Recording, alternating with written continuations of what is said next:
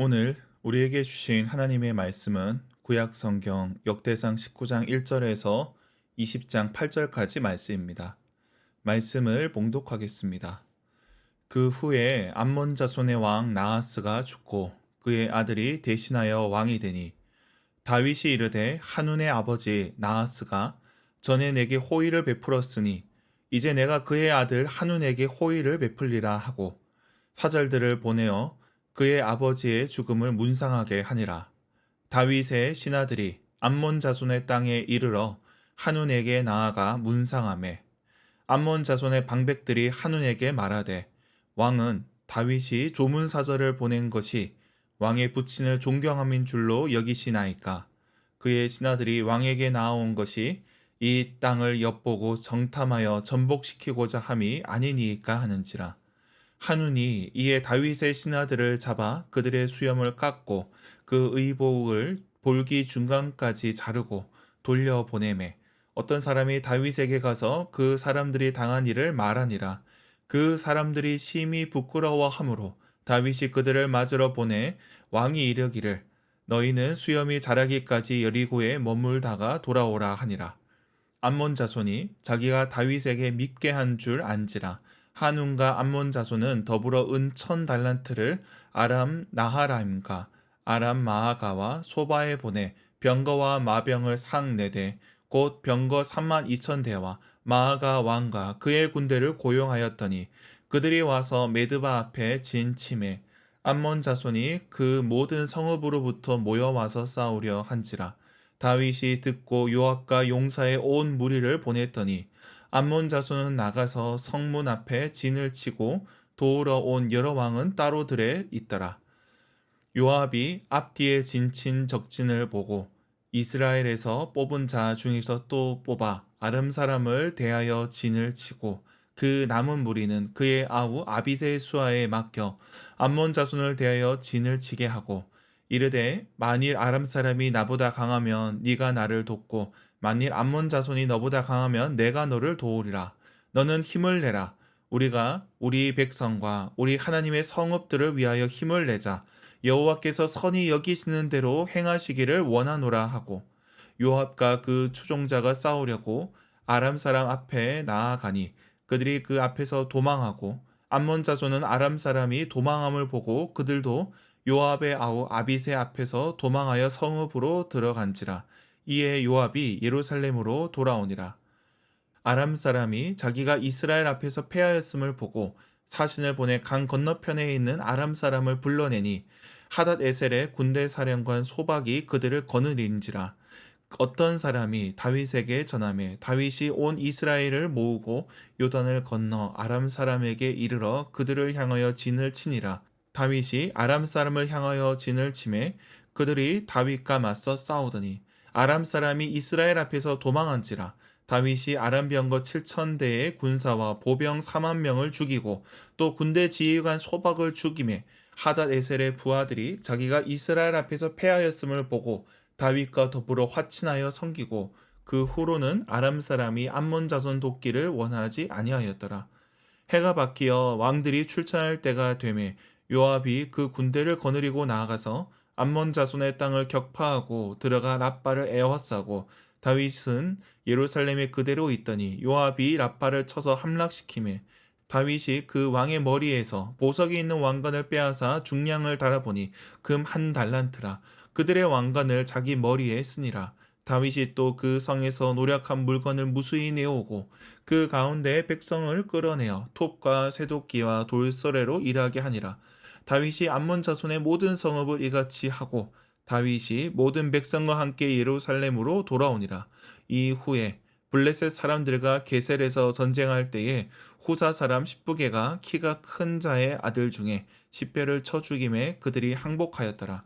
다시 블레셋 사람들과 전쟁할 때에 야일의 아들 엘하나니 가드 사람 골리앗의 아우 라흐미를 죽였는데 이 사람의 창자루는 배틀채 같았더라. 또 가드에서 전쟁할 때에 그곳에 키 큰 자 하나는 손과 발에 가락이 6씩 모두 24이 있는데 그도 키가 큰 자의 소생이라. 그가 이스라엘을 능욕함으로 다윗의 형 시므아의 아들 요나단이 그를 죽이니라. 가드의 키 큰 자의 소생이라도 다윗의 손과 그 신하의 손에 다 죽었더라. 아멘. 오늘 본문은 다윗의 업적을 다룹니다. 어제는 여러 민족들과 전쟁을 다뤘다면 오늘 본문은 그 중에 암몬 자손과 아람 자손과의 전쟁을 구체적으로 다루고 있습니다. 이는 다윗이 치룬 전쟁이 어떤 성격인지를 보여주고 있습니다. 그 내용을 살펴보겠습니다. 오늘 본문은 암몬 자손과의 일을 먼저 다룹니다.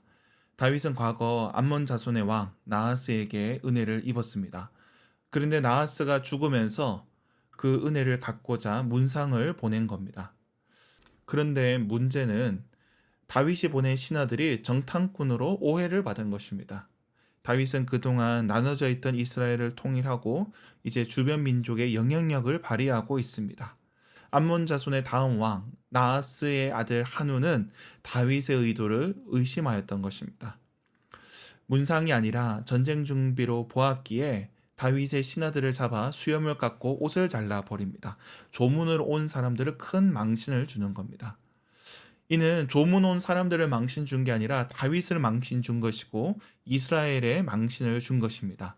다윗 개인으로서는 암몬 자손 나하스에게 은혜를 입었지만 지금 상황은 그냥 넘길 수 있는 상황이 아닙니다. 그런데 여기서 다윗이 먼저 전쟁을 시작하는 게 아닙니다. 암몬 자손이 6절에 보면 아람 사람을 용병으로 데려와 전쟁을 준비합니다. 앞서 사신을 망신 준 것에서 용병을 데려오는 것까지 이어집니다. 저들은 전쟁을 원했습니다. 아마 정탐꾼이란 소리는 전쟁의 명분을 위한 것입니다. 저들은 점점 커져가는 이스라엘을 견제하려 합니다. 그래서 암몬 자손이 전쟁을 시작하자 다윗이 그제서야 이 맞서기 시작합니다. 여기서 다윗은 요압을 보냅니다. 요압을 보내 암몬과 아람 연합군을 쳐서 이기게 됩니다. 그리고 16절에 보면 이제 암몬이 아니라 아람 사람들이 다윗과 맞섭니다. 전에는 용병으로 싸웠다면 이번에는 본인들이 중심이 되어 맞서 싸우지만 이기지 못합니다. 결국 암몬과 아람도 이스라엘의 상대가 되지 않습니다. 그 결과 암몬과 아람의 동맹이 깨어집니다. 이스라엘 입장에서는 위협적인 동맹이 깨트린 성과를 얻게 된 겁니다.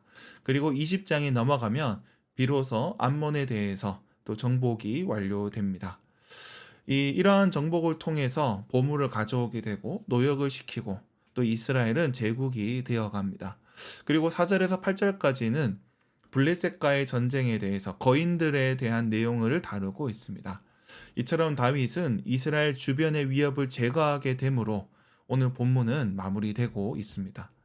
그렇다면 오늘 본문이 말씀하는 바를 생각해 봐야 합니다. 다윗은 하나님의 종입니다. 그가 왕으로서 치르는 전쟁은 세상과는 달라야 됩니다.